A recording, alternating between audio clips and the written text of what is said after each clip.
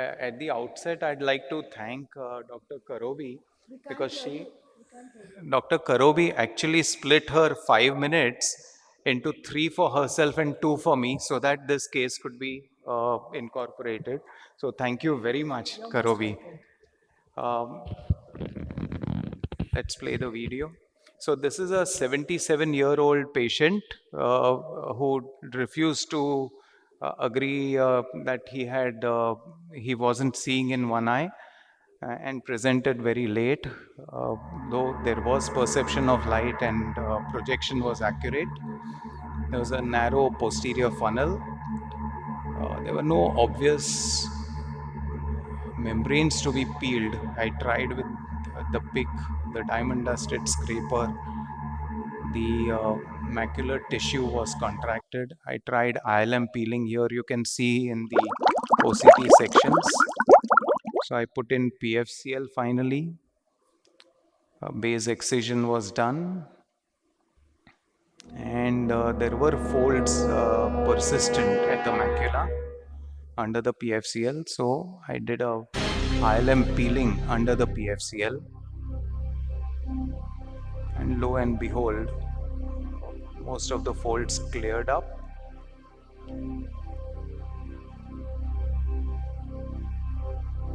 Pericentral, all these inner and middle retinal folds, mid-retinal folds seem to have cleared up. Pericentral contraction did persist. I tried ILM peeling there also, but it was fraught with danger of bleeding, which would have made the situation worse. So finally, I filled it up with PFCL, massaged the peri-ONH retina, endolaser, FGE, and then finally silicone oil air exchange was performed. This was a pseudophakic eye, so to prevent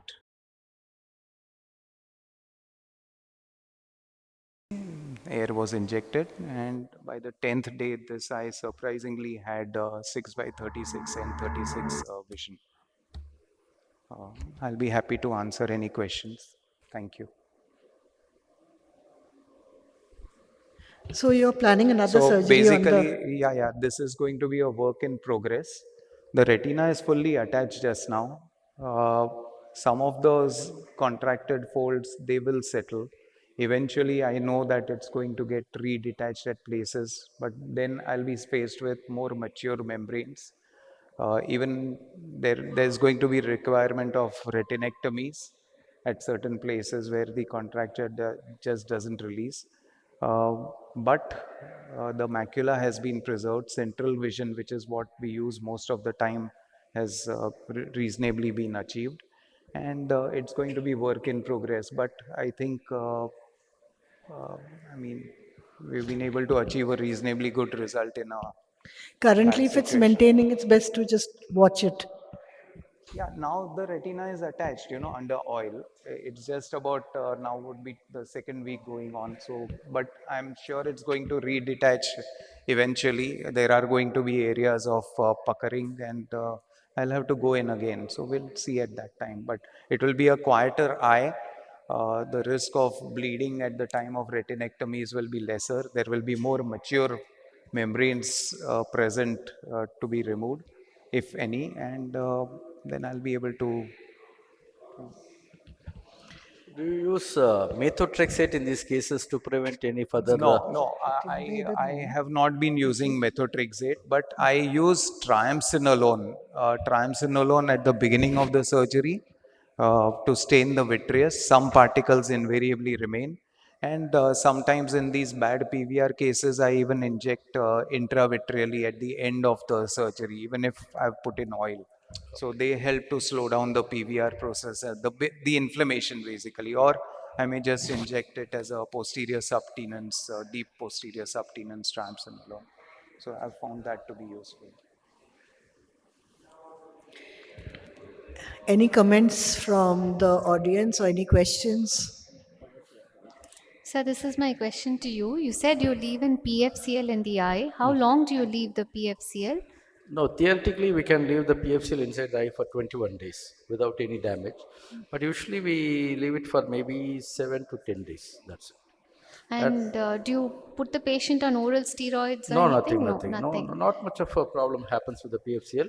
But usually we'll top it up with the silicon oil so Speaking to that the the mic. movement of the, what do you call, the PFCL is limited. Okay. So it doesn't create much problem. Okay.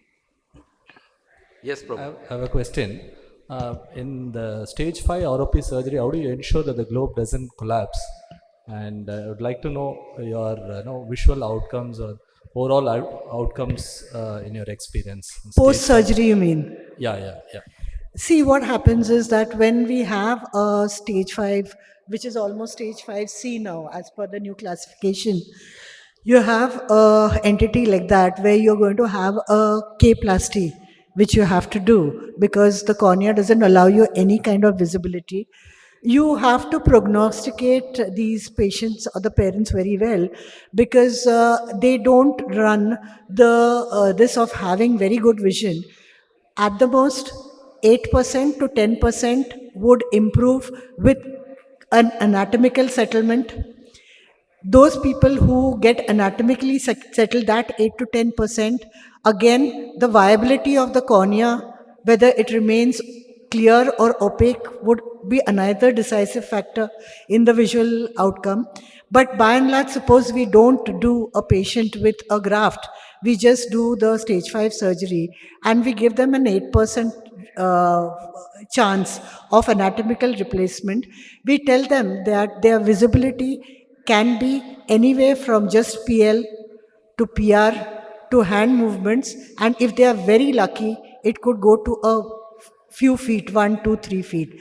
Means if there is, mostly that condition is bilateral. Both the eyes are generally affected in the similar fashion. So even if you get that measure of vision in an eye, in one eye, if one works out and the other doesn't work out, you still, the patient can just ambulate, will have some light perception. It's not a dark world for the child. So you have to prognosticate accordingly. If it's a open sky, I mean, if it's an open funnel, you can give a better prognosis of about 20-25%. But if it's a closed funnel, you have to give them the works about the prognostication of the anatomical as well as the visual prognosis.